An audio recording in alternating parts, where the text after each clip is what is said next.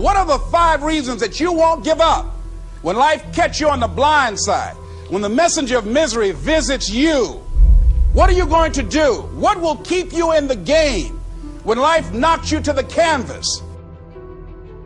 Life's going to punch you right in the face. Life's going to fire you over and over again. You're going to be told you're not good enough. Your faith is going to be tested. Your family's going to look you in the eye and say, how do we get health insurance the next month? I don't know. But I know we're going to make it.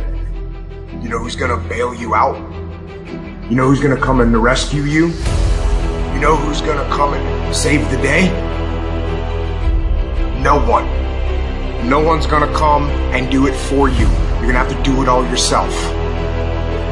See, the Buster Douglas that fought in the last fight was not the Buster Douglas that fought Mike Tyson. See, the Buster Douglas that got knocked down while fighting Mike Tyson had gotten out of an alcohol recovery center. His mother had died. His wife was ill with a terminal illness. He was considered a nothing, a bum. So when he got knocked down, Buster Douglas had a reason to get back up, because he said, I'm dedicating this fight to the memory of my mama. Life is hard, man. That's what it's about. Life is a challenge.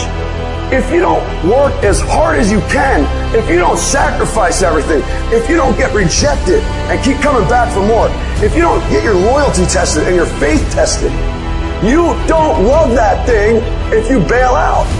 So if you fought through all that, that's love. So you've got to have some reasons that when life knocks you down, and it's going to.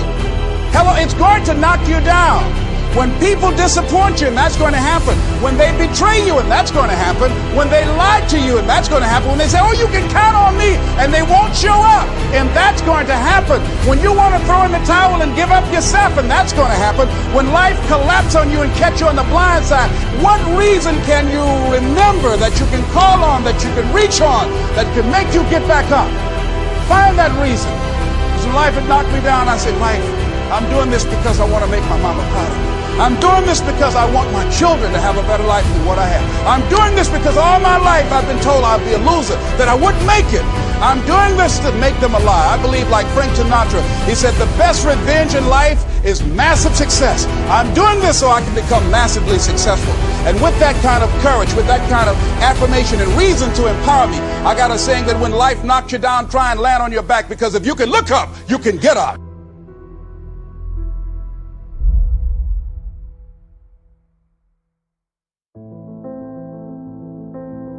You don't have to be grim, but you do have to be serious. Hey, everybody hopes things will get better, but remember, the future does not get better by hope. It gets better by plan. And hope unaided by clear plans can finally become an illness. There's a Bible phrase that says, hope long delayed makes the heart sick. It's a sickness. I used to have the illness known as passive hope.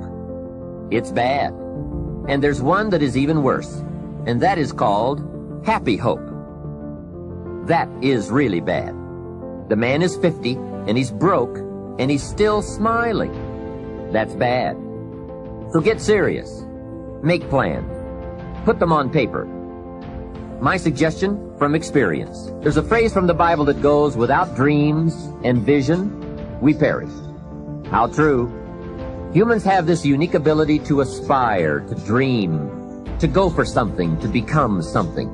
Without that, life is not life. We must have dreams and never give up on our dreams. I'd like to share a few ways your use of time are affected by or influence the achievement of your goals.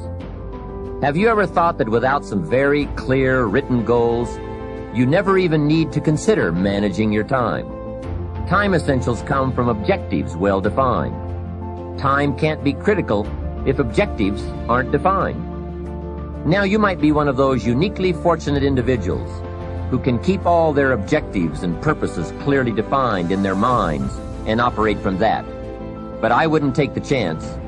Write your goals down and set careful priorities.